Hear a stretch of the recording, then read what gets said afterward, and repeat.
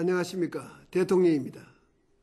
국민 여러분, 모처럼 길었던 설 연휴 가족과 함께 잘 보내셨습니까? 다행히 설 연휴가 시작되면서 추위가 풀렸습니다. 올겨울은 유난히도 추웠습니다. 이런 추위는 기상 관측 이래 104년 만에 처음이라고 합니다. 사만사온이 아니라 사만사냉이라는 말까지 나오고 있습니다. 이상기후로 몸살을 앓는 곳은 우리나라만이 아닌 것 같습니다. 브라질에서는 극심한 가뭄으로 아마존 강수위가 108년 만에 최저를 기록했습니다. 한편으로는 큰 홍수가 나서 1,400명 이상이 사망했습니다. 중국도 40년 만에 최악의 겨울 가뭄에 시달리고 있습니다. 작년 여름에는 폭우로 85조 원의 경제 손실을 입었습니다. 세계 각지의 이상기후는 지구온난화를 포함한 전례 없는 기상 변동 때문입니다. 급격한 산업화 과정에서 대기 중 이산화탄소가 폭발적으로 증가하면서 지구가 뜨거워져 일종의 병이 생긴 것입니다. 작년은 기상 관측 이래 지구가 가장 더운 해였습니다.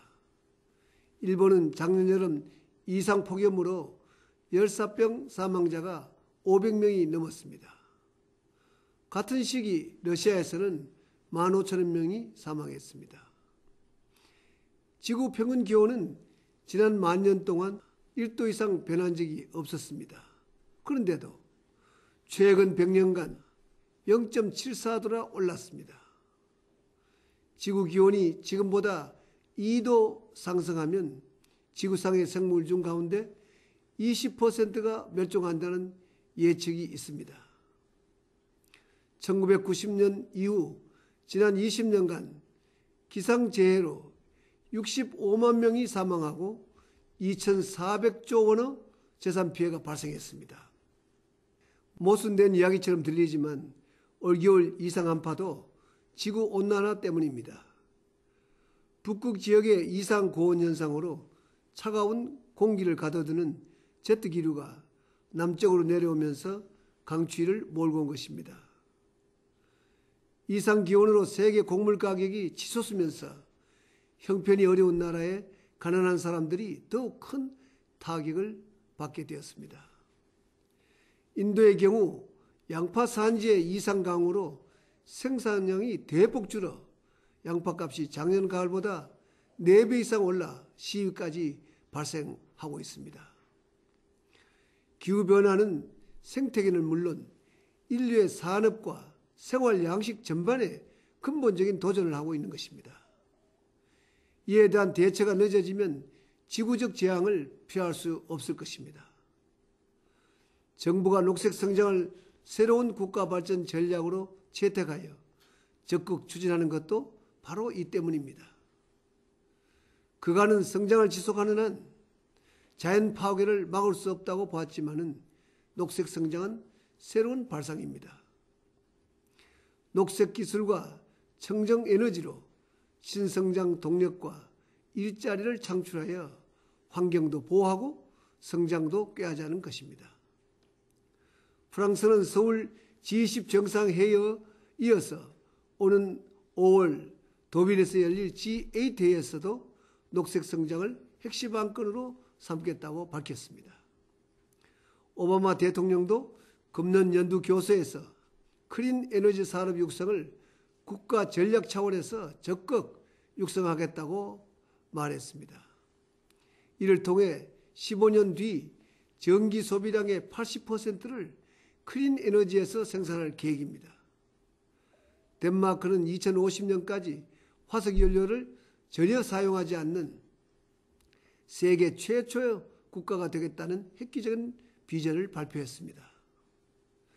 중국 역시 선진국을 추격할 전략산업으로 녹색 산업을 꼽고 투자에 적극 나서고 있습니다.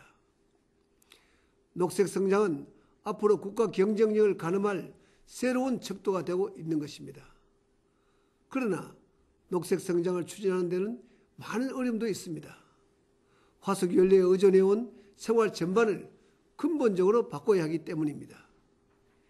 이미 우리나라는 2020년까지 온실가스 배출량을 배출 전망치 대비 30%까지 줄이겠다고 국제사회에 공식적으로 발표했습니다.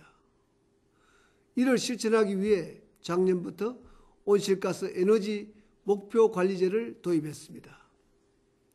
기업별로 온실가스 감축과 에너지 절약 목표량을 정하고 정부가 이를 평가하여 이행을 유도하는 제도입니다.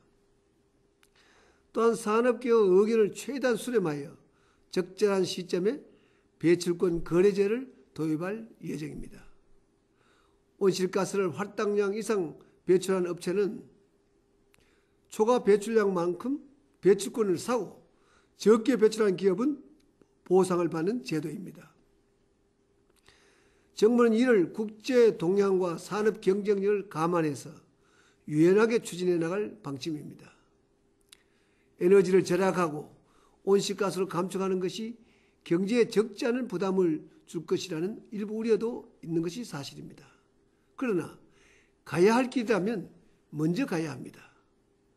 적극적인 태도로 문제 해결의 길을 찾아야 기후변화 시대의 큰 기회를 열 수가 있습니다. 세계적 석학인 스턴 교수는 다음과 같이 말한 바가 있습니다. 기후변화로 인해 청정에너지를 중심으로 제2의 산업혁명이 일어나고 있다. 한국이 지금처럼 녹색성장 정책을 지속적으로 추진해 나간다면 세계 경제의 새로운 중심이 될 것입니다. 우리의 기후정책은 지난 연말 멕시코 칸쿤에서 열린 기후변화 협약 당사국 총회에서도 높은 평가를 받아 세계 75개국 중 2위를 기록했습니다. 4대강 사업 역시 국제사회의 높은 평가를 받고 있습니다. 유엔 환경계획은 4대강 사업을 기후변화에 대비한 매우 효율적인 방안이자 친환경 녹색산업의 모범 사례로 평가했습니다. 물을 대체할 수 있는 것은 물밖에 없다는 말이 있습니다.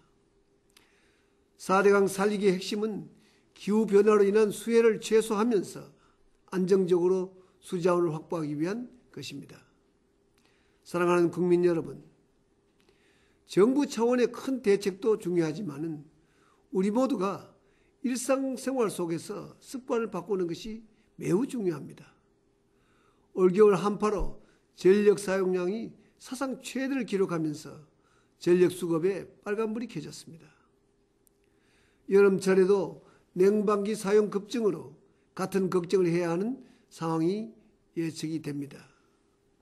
생활 속의 에너지 절약 실천은 고유가에 대한 대책일 뿐만 아니라 저탄소 녹색 성장을 위한 매우 중요한 실천입니다. 절약은 이제 화석에너지와 신재생에너지에 이어서 제3의 에너지가 되었습니다. 생각은 지구적으로, 실천은 지역적으로 하자는 말처럼 지구와 인류의 미래를 걱정하는 마음에서 출발하되 생활 속의 작은 실천이 매우 중요합니다. 실천은 바로 나부터 내가 먼저 해야 합니다. 종이컵 사용을 줄이고 전열기 사용을 자제하는 생활 속에 작은 노력들이 모일 때 기후변화 위기를 극복할 실마리를 찾을 수가 있습니다. 국민 여러분, 활기찬 한 주를 시작하시기 바랍니다. 고맙습니다.